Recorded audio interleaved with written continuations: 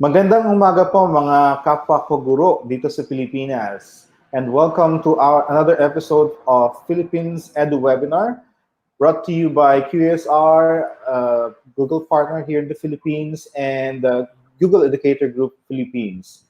Um, I'd like to introduce our speaker, our guest speaker for today. He's based in Malaysia. He's the head of computing of Garden International School, and he's a Google certified innovator, London 2012 cohort.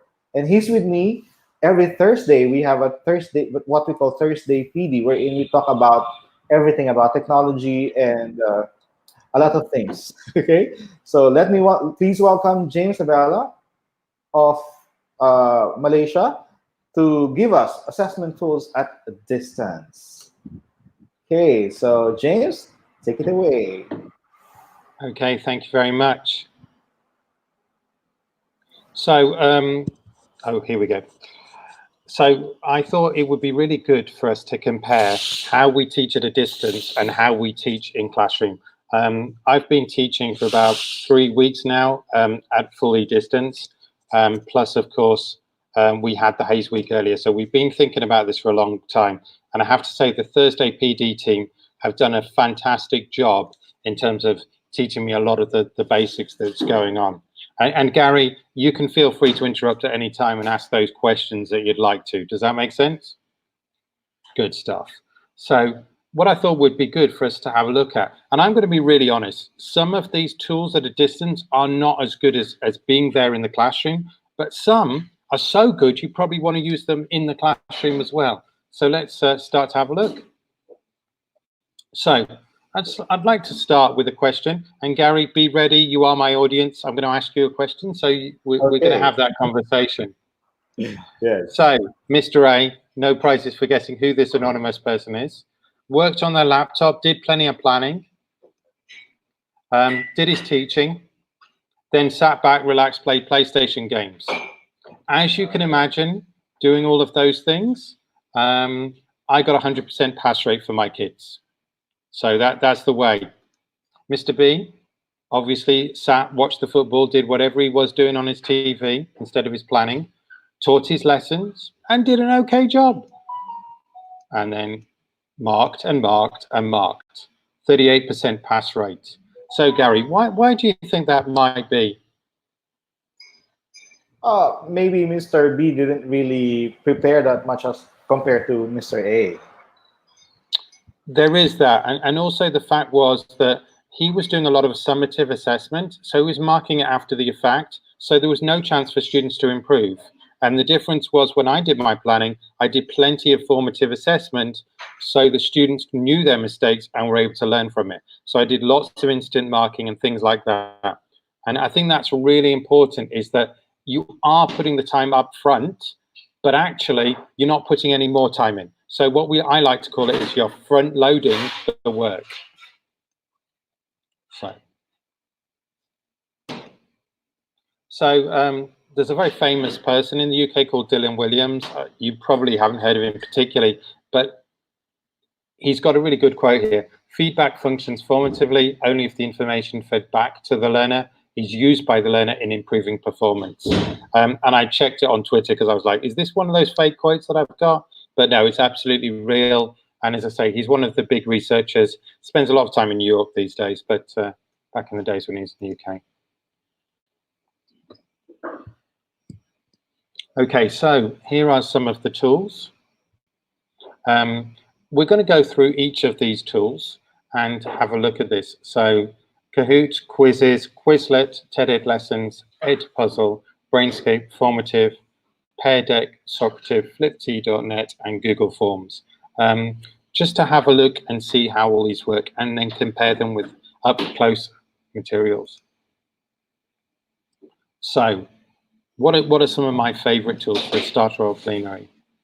You know, up close, get your whiteboard, get your thing, and have a look at these. Use fingers, mini whiteboards. They're brilliant tools. They're low tech and very, very effective. At a distance, Quizzes is great, but I love to use it in class too. And I would say that this is a lot more fun than this. Takes less prep time as well in some ways. But just having those multiple choice questions, if you've only got fingers or using mini whiteboards, is brilliant. So if you want to look at vocabulary building, obviously the classic way is the spelling test. But there are two great tools that are being used very widely by language teachers, Quizlet, and I use Quizlet a lot to teach coding because there's a lot of vocabulary in computer science. And another one that I've discovered recently, but it's been around for a long time, is called Brainscape. Again, very popular options. Now, for self-paced videos, obviously in the old days, we'd use the old VHS video. Do you remember VHS, Gary, or am I going way back too far? We are on the same generation. I do. Yes, I do. So for millennial teachers, that's DVDs and Blu-ray. But yeah, when I was a kid, I learnt with VHS, and you know, when I started, yeah, VHS was still around. But these days we have TED Ed lessons and Edpuzzle, but you need really good bandwidth to do this. And in fact, this is one of those things that since I've been teaching at distance, the kids have told me that their TED Ed and Edpuzzle experience is better because they're doing it. TED Ed lessons are really good because there's a lot of ready-made lessons already there, and they do take you through. And if you're teaching humanities, geography, history, you'd be surprised at the amount of lessons that's already there and that you can flip asynchronously, so they can use it whenever they're ready. Edpuzzle, again, a lot of ready-made lessons and materials there. And it's great for asking multiple choice questions and making things interactive. But the thing I love about Edpuzzle is you can take a video and you can do a voiceover. So if you want to do it in Filipino language, I want to say this right, Gary, Tagalog? Tagalog. Tagalog, Wow. I knew. There you go. So if you want to repurpose it, you can very easily use Edpuzzle, and then you can do your own voiceover and change the language completely. Or you can change it to language that's more appropriate for your children. Okay, whole class response. Now, I have to say, this is one of those where actually if you have mini whiteboards, it's a better experience, but Go Formative is a great tool, and at a distance, it's your only choice, really. The great thing about this is that you can do it. Another choice that is good if it's not an actual drawing is, we can all remember this one, yeah? Now, again, bit of audience interaction. Gary, what's wrong with this question? What's wrong with it? There's a few things wrong with it, actually, but there's one in particular I want to pick on. I can't really read. Okay. Yeah, okay. What's wrong with this? I can't really read the question because of my computer. Okay, fair enough. There's a couple of things wrong with it, but the main thing that is wrong with it is that whenever you're doing multiple choices and putting them on the board, you should always use numbers, because then you've got 5 fingers and they are the cheapest interactive whole school response system in the entire world. You can do this with an assembly with 500 kids. You can do this with 5 or 10 kids. And funnily enough, fingers cost nothing.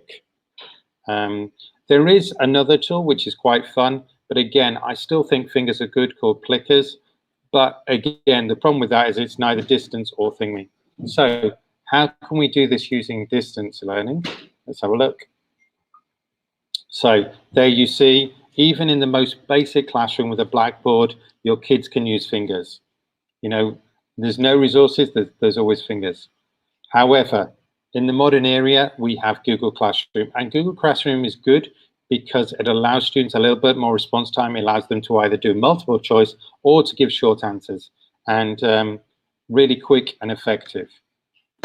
It's about as good as a whiteboard, but the advantage is that you get to keep the feedback forever.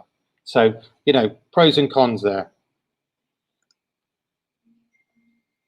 Another thing that we look at is dedicated improvement time and reflection time. And, you know, in your normal day-to-day marking, this kind of codified marking is probably very standard practice for teachers. Saves a lot of time because you're giving the coded marking, but at the same time, you're not having to write the individual comments for same student when they all make the same mistake. This is a little bit slow. I've got to say Google Classroom is a great tool, and it saves you a lot of backache in the sense that you're not going to have to physically carry around things, but it is a little bit slower than using codified marking. But at a distance, it's fantastic because you are getting to see it. And of course, the other advantage is that everybody gets to keep a copy. You don't have to do any photocopying. So if you take into account that you're going to photocopy everything to keep it, then it kind of balances out. But at a distance, it's an amazing choice. And you will soon learn there's amazing new features like rubrics that are in Google Classroom, which again, do help with things. And the big advantage here is that everybody gets to keep a copy. So Google Forms, absolutely your best friend for distance learning. Now, in terms of in-class learning, sometimes it's great just to have a piece of paper that you can give to the kids. But in terms of distance learning, and I use it all the time in the classroom, but then I'm a computer science teacher, so every kid has a device. It can provide hint sheets, it can include videos and pictures, it can mark quizzes, collect reflection data, it can differentiate with different pathways, and certificates can be automated with Autocorrect. So huge advantage. Definitely a workhorse if you're going to have to do distance learning. And the one tool I would say, if you are going to go distance, this is the tool you should spend the time learning. Another tool, another tool that's a little less known, but it's just it's a kind of website. It's not quite an extension, but it allows you to do a lot of classroom activities that you wouldn't be able to do. It's called Flippity.net, and it's an add-on to Google Sheets. But look at the cool tools you can do. So flashcards, quiz show, random name picker, scavenger hunt, manipulatives, fun with words, timeline, badge tracker. This is great because with Google Forms and Google Sheets, you can actually issue badges very quickly. This is by far the easiest badge maker that I've seen. James, it's an add-on of Google Sheet? Not quite. It's actually a website. Oh, okay. It's actually a website. So you go to the website, and it sort of is. It kind of uses templates. You can do a typing test, spelling words, word searches, word scramble, bingo, hangman, progress indicator, matching game, Mad Libs, which is kind of a lot of fun, mix and match, and tournament brackets. Now, it's a bit of a mix because it is a website, and they do get supported through advertising. So it's not an extension, but it does take in the Google Sheets that you provide it. So there is a bit of a process, but as I say, in terms of providing a lot of variety, also it does provide certificates, quizzes, which is quite fun. So this is one that's a little less used, a little less well known, but I learned about it at one of the Google events, and as I say, it's been fantastic. But free, you do have to go to Flippity.net. It's all free, yeah. I'm not suggesting anything that's not free. Now, we will be sharing this, so this will be fully interactive, but I've also included tutorials for every single one of these tools, because I'm aware that in a live show like this, you might not have time to go through the tools. Most of these are videos, but there's also the tutorials that are in the individual websites. So you can have a look. Flippity.net, seriously, go to the website. It takes you through the process. So any questions at this point, Gary? I think we can stop the sharing now and just have a little conversation.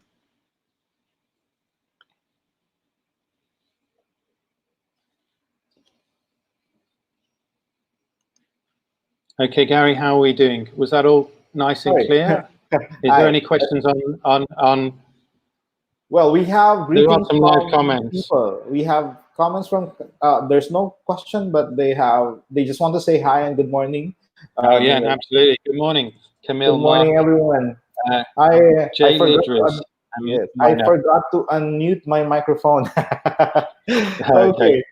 I am amazed with your presentation because I only know few of what you have mentioned. So there's a lot of things to learn and we can use for distance learning. That's right. I didn't know Flippity.net. Yes. I have, Yeah. I know some, I know like Awesome Table. Does it work like Awesome Table? No. No, nothing like Awesome Table, and Awesome Okay. Table is now quite expensive. Oh, really? As soon as you hit the 1,000 views per month, It's it becomes paid. very expensive. So I would recommend that unless you have a dire need, you either use the copy function in Sheets or you use the publish function in Sheets. I know that Awesome Table looks awesome, but yeah, you hit Yeah. 1,000 views and all of a sudden it's quite expensive. Automatically you get billed. Yes. Okay. Huh. So I, I I think around 20% of what you presented is what I know. yeah. So I have a lot of things to do now. Okay, so Fair enough. you mentioned earlier that you have video tutorials about these things. Or Yes, so that's on the last slide. So it would be a great idea if we shared the slide show. yes. We can share it in the comments, but also I think we can pop it in as a banner, perhaps. Okay. So okay, go ahead. What's Yeah. the Now, let me look for the file. Your yeah, slide, right?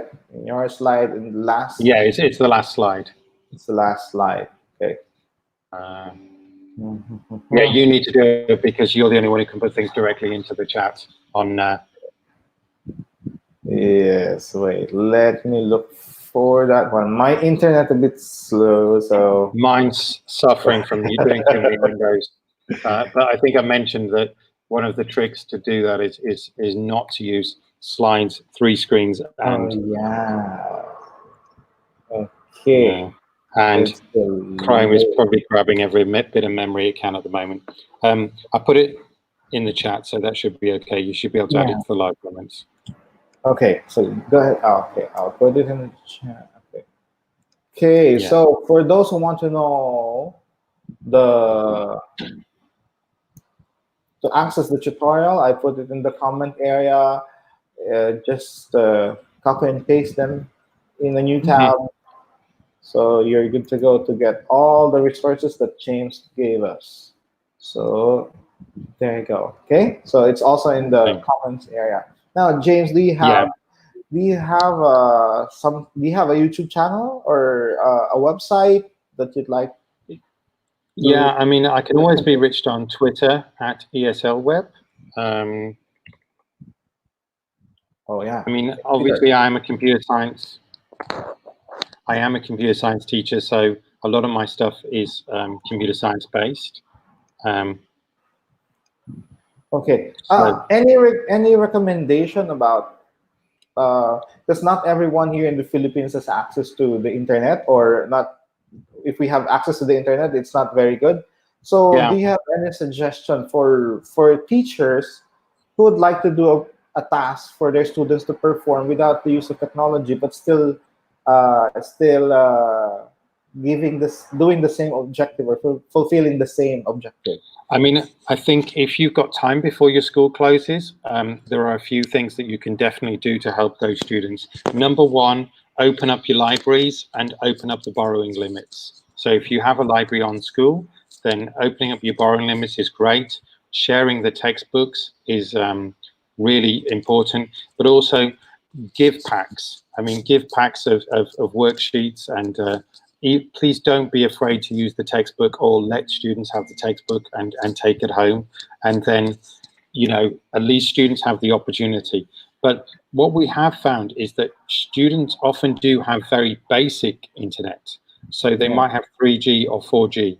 And in Malaysia, and I can't speak for the Philippines, nearly all of the telecoms providers provide free data for YouTube. So you may say, well, actually, my student has poor internet, but they might have 3G or 4G and able to download YouTube files or able to use it. And those can be very cheap because the cheapest package I have, Hotlink, provides rewards where you can watch YouTube videos for free.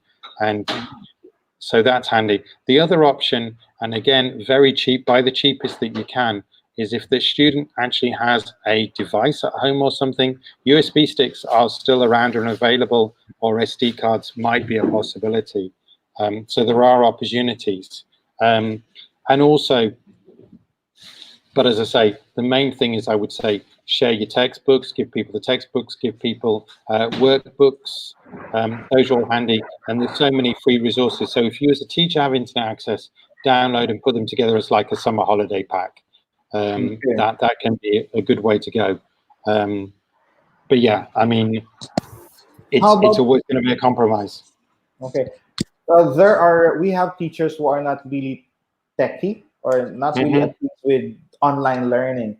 Hmm. So, do you have suggestion on what they can start with? For example, I have a video about sending them emails and then give attaching links. Hmm. So, because email is a bit common here in the Philippines, so at least they can use email. Aside from Hmm. email, do you have any recommendation on how can they facilitate learning or distance learning? I would say the first step is definitely email. That's number one. The second step, because it requires very little internet, is I would start with Google Forms. Learning to use Google Forms is definitely the one way you can make things interactive relatively easily. But people who weren't techie before are learning fast how to use Zoom and all sorts of tools. It's some of my least techie teachers have become very techie because often it's your only way to reach out to people.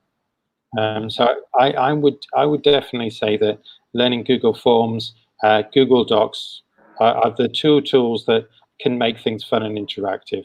But yeah, number one, Google Forms if you want to make an interactive lesson, and Google Docs. Those are the two I'd say invest the time in because they enable you to do everything. And Google Docs allows you to link to all sorts of places, and you can do things called we call them hyperdocs, and Yeah, technically they're relatively easy to do. But if you've learned Google Forms and you learned Google Docs, you have access to an amazing platform. And again, both of those can be relatively low internet use. yeah. But It's the good other that thing about Google Docs is it can be printed, right? So yeah, you can make something printed, and if you know how to use that, then you can supplement. But also get good with a photocopier. You know, yeah. You if mentioned your students have HyperDocs. no internet, I think using HyperDocs is yeah, basically you can have it's like a website, but it's not really a website. It's just a plain yeah, document with links to references, links to that's forms, right. links to anything, right? Yeah, yeah. So yes, HyperDocs. But not everyone knows what's HyperDocs. Can you explain a little bit more about HyperDocs? How does it work? Basically, what HyperDocs So maybe is HyperDocs. it's a very posh name for Google Docs with hyperlinks. But what's good is that it allows students to work at their own pace. And the other thing that some teachers don't know is that you can make table of contents very easily if you use the headings, and you can use links within docs. So once you've got quite good with Google Docs, it's very easy to make these things. And that's why I'm saying the two tools I would learn: Google Forms, Google Docs. Those are the two tools I would learn if you're looking for your baby steps. Yeah. I think for this duration of the Philippine Edu webinar, we will have a session about Google Forms. Okay, But great. HyperDocs, maybe we can also include that Yes, because yes, it's that's really true. helpful tool. HyperDocs. It's Mm. just a single page, right? There is a website. There is a website which is very good, and it was definitely designed by teachers who were not the tech specialists. They were just a couple of teachers who thought, "Hang on, let's." And you can tell from the website, it does have that lovely homemade feel, just like apple pie, homemade apple pie. You know? Oh, yeah, yeah. Because here in the Philippines, we need all the information that we can get. Because Mm, we're at ease with the usual whiteboard or blackboard and yeah, the traditional way. But we are all forced here to go online and everything is panicking. So that is why we yeah, have the seminar. So everything that you can yeah. share are all welcome. Well, the funny thing was 6 weeks ago, everybody was chilled. Okay, this might happen. And I was like, okay, I need to make sure my lessons are good. I need to do this. I need to do that because I've been talking to a lot of people from Hong Kong and China, and I was busy preparing. And then people said, where's the training? I was like, we were offering training like 3 weeks ago. Nobody was that bothered. And when it becomes real, Yeah. the classic. I think most of the innovators, trainers of Google are really busy these days because of a lot of questions popping up from our email, from Messenger, from Absolutely. other media, asking us to help them. Yeah, I mean, we have been pretty busy, but we do our best to help, and we do our best to help everybody, whether it's in school. If it's on my Twitter account, then I'll try. If it's an easy answer, I'll give it. And often there is a video or something around. I mean, SETI has been working night and day, I think, to make videos left, right, and center. And I think he's tomorrow's person, right? Yes, tomorrow he'll be presenting tomorrow. By the way, So James, yeah. we have a question from Jay Lidres. Sir Gary, do you know any add-ons that we can use with Google Forms and Google Sites? I've been making a personalized sites for my classroom. So Okay. Google Forms. I haven't seen that many add-ons for Google Forms because the add-ons that people want are things that Google Forms don't support. But what you can do within Google Forms is if you put the settings right, you can put the Google form directly in the website, and you can set up things like quizzes without any extensions whatsoever. And what I've done on my site is I've set quizzes where the students can do it as many times as they like until they're confident with the knowledge. So that I would suggest is a good thing. But yeah, Google Sites and Google Forms are natively supported, but I don't know of any extra extensions that I would say are by parties who are going to offer it for general free. A lot of the Google Forms add-ons are chargeable one way or another. Okay, I am using free add-ons for Google Forms to answer the question. I have Choice Eliminator. I love it because it's not only for signing up, but it's also good for Choice Eliminator too. It's Okay, cool. for can be used by librarians. I also use Doc Appender because sometimes if you have repetitive comments, if you usually when you give comments, you can have a bank of comments, so you don't have to type them again and again in a document. So I use Doc Appender, which is an add-on for Google Forms. I also use Form Values, Form Limiter, and Form Recycler because I don't. Since let's say we have assessment, I do usually ask for names, the basic names, email, etc., etc. So I use Form Recycler. But right now there is a built-in feature in Google Form wherein you can use question from the other forms. So it's not an add-on anymore, but a built-in feature for Google Form. So I hope, Sir Jay Dress, I answered your question. Sites. Before I used to use Awesome Table, but it's for Google Sheets. Yeah, I mean, a lot of the stuff that you can put into sites, that connection between Google Forms and Google Sheets is really powerful. So I hope we've given you a flavor. I'm not sure we've found any extensions that are there, but if you do know of a great extension, please put it in the comments. Yes, please share it with us because we are all learners. We're all lifelong learners. So, no more. Do you have any other questions for our guest, James Abella of Malaysia? So, looking great at the resources now. So, by the way, where? Okay, wait. Let me flash the one given by James about uh, Google Doc. Sorry, HyperDocs. HyperDocs, yeah, just the website to HyperDocs. So it's in the comment area. You can just copy and paste it, but it's hyperdocs.co. So to learn more about HyperDocs, the one we were talking about earlier. Because yes, I agree with James. All you need is uh, Google Docs and Google Forms, email, and then later on maybe they try to learn Google Sites. So it's more. Yeah, I mean, if they learn those, if in terms of order, number one, Google Docs, and then Google Forms to make it interactive. Google Docs allows you to present things, and then Google Forms allows you to actually assess it. So I would say, in terms of your basic toolkit, that's the key thing. But the other thing, of course, about Google Docs is that you can print it. So, Yes. you can make worksheets and everything else. And it is completely free for absolutely everybody in the world. So, They can it also gives you a download chance it to, as PDF, right? They can yep. download it as PDF, and if it's a PDF, all the links will it's still active. Yeah, so you can download it as a PDF, you can download it as a docs file, and again, the links are all fine. So yeah, as I say, I think Google Docs is your first workhorse as a teacher that you need to learn. And then after that, Google Forms. Then after that, I think Google Sites and Sheets should follow along. But first one, learn Google Docs. Google Docs, yes. Because if it's like having a website, if you have Google Docs, right? Yeah, You and you just can share the publish it. URL. You can publish it as a website as well. That there are many advanced features, but just learning those basics of Google Docs, and it will expand and grow with you a little bit. I quite often just use Google Docs if I wanted to do a guide. And the other thing that I'm doing since I've done distance learning is I do one Google Doc or Google Slides to accompany the lesson. So students don't get lots of little tasks, because otherwise they find it difficult to follow the flow. Whereas with Google Docs or Google Slides, you can follow it very easily. So because I am a parent and my wife gets overwhelmed when teachers send a lot of emails. So email is not really advisable, but it's a starting point. At least you're able to communicate with them.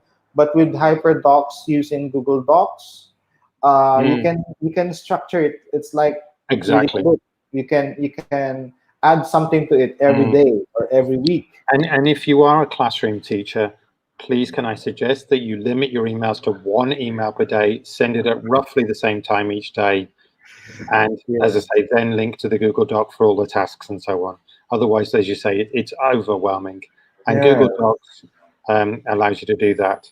But as I say, if you're not shut down yet, then please try to put together some packs, because then those kids without any internet access whatsoever will be able to get on. And those with limited access, I'd say Google Docs and Forms it's like the lowest internet that you can do. And Um, also, sticking to the Google servers is important, because they do have local servers in the Philippines. yes, yes. Any advice for teachers who are doing it and trying to push a lot of content? Because it's different when you're face to face in the classroom, but when you're online, it's not the same case. So because parents are Yeah. getting overwhelmed, students are getting overwhelmed. There are complaints like, my kid is using the computer once they get up in the morning Mm. until the afternoon, so it's not Mm. healthy anymore. So any advice for teachers on what should they give when you're I doing think distance there are learning? two levels of advice. Number one, as a school, pace your lessons carefully and consider changing the format of the lessons. And for younger students, I'd say about 50% of the content you would normally deliver in class is a rough guide to thumb from other teachers who've been teaching for 6 to 7 weeks. About 50% is right. And also, don't be afraid to give extension activities and extra frameworks for those students who need them. You've got to rely a little bit on goodwill of parents and goodwill of the students. Yeah. That's good to know that at least please take it from James that please teachers reduce the load so you don't Mm, have a headache of checking a lot of yeah, things, because at this time we also need to focus on our relationship with our yeah, family and other sure. things. And feel free to make things. I mean, a lot of kids have things like mobile phones. Well, maybe an exercise is with the family, make a video, so Yeah. you can split the screen time up and things like that. So there's lots of opportunities to do things and to plan. But as I say, Google Forms will help you to assess things effectively. And feel free at the end of each week to send an email out to the parents and say, was it too much, too little? Ask for Yeah. that feedback as a Awesome. classroom Yeah. teacher. Correct. Show that you care. But So we if also it know how doesn't to make, adjust. yeah, and you know, younger children will want to see your face. So if you can make a video and upload it to YouTube, please do so. Because Yeah. again, remember, YouTube servers are local. YouTube is the most available platform of anything. And as I say, in Malaysia, you can get very, very cheap or free in many cases access to YouTube as a reward, even on the cheapest package. So, That, you know. that's how we connect also with our kids to see Mm, creating a video. They can see our faces. It's more mm, important to connect rather than exactly. giving them a lot of things to do. Sometimes Yeah, they put the just emphasis on connection. yes, connection. So Yeah. we have some comments from Mark. He says, looking at the resources now, thanks for this. So Oh, uh, good. thank you for showing, giving us additional resources. We also have, thank you so much, Mr. Gary and Mr. Mm, James, for sharing the ideas. Tips are awesome. oh, Uh, good. You're welcome. look beyond the classrooms, also saying Hello. hi. uh, love using voice typing on Google Docs. Oh, because I have a video about it. Good And plan. then wonders Uh, can do with Google Docs. I'm using Google Form Sheets to perform auto generate. Yes, yes, because spot on. if you learn Form Sheets and Docs, you can automate a lot of things. I just hope we have this longer time to present everything. One thing I will say about Autocrat is it breaks even in terms of auto-generating as opposed to just copy and pasting at about 10 to Yeah. 15 students. Don't do it for less than like 15, 20 students. Otherwise, Oh, it would have been quicker just to quickly retype each one. You know what I mean? okay. You know, So, so but once you've set up Autocrat, it will just carry on working for you. But it does take about, even me, and admittedly, I'm not an Autocrat expert. It takes me the best part of 30 minutes to set up one of those things because I oh, know I have to be slow and careful. Um, yes. so it's worth it for larger numbers, and it's worth it if you're going to create a format and use it a lot. But don't use it just for the sake of using it. If you've got like 3 kids, Yeah. it's a bit like I Yeah. mean, it is a mail merge effectively. Actually, there is a tool that's much quicker for mail merge than Autocrat and a lot simpler. Um, Aside from Autocrat, I use for mail merging Yam, Formule. Formule, that's the one I was thinking of. Oh, yeah, Formule Formule. is the simplest, and I use that all the time. It is much quicker than Autocrat if you just want to deliver some customized emails. But when it Yes, comes to things like making Google Docs and things like that, then it's best. Autocrat is the kitchen sink of mail merge. Yes. Formule is the quick and light, but does relatively little, but very, very effective. And Formule is my go-to tool for that. Have you tried Yam? Yet another mail merge? I have tried it, but I prefer Formule because I'm used to it. Okay. But yeah, you know, pays your money, takes your choice. Okay, James. Thank you so much Thank for you. being with us. It's you have shared a lot of resources and very So, what are you useful. guys going to do for Easter? That's the question I want to ask, Gary. What do Filipinos do to celebrate Easter? Well, we used to go to church, Hmm. but now even the churches are locked down, so don't know really what to do. Okay, This I've got to suggest this. go Um, ahead. um, This is so, Easter celebration online. yeah, no, hang on, I've got to get this right. So, I know that you guys have used to it, but there's something called Figola, Mhm. and it's from a place called Malta, but I think you guys would love it.